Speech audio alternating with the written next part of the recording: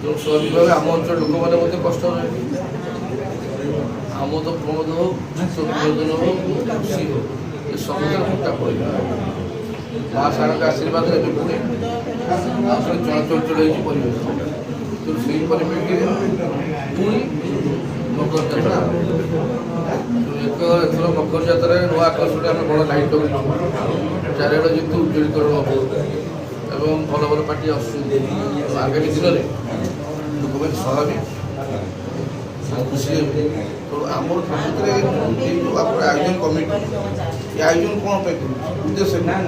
और मूल उद्देश्य लोक मन सामने मोर आशा विश्वास आगामी दिन में कमिटी ये उद्यम कर उद्यम निश्चित सफल है समस्त मन हस फुट आगामी किसी दिन लोक निश्चित भाव में आनंद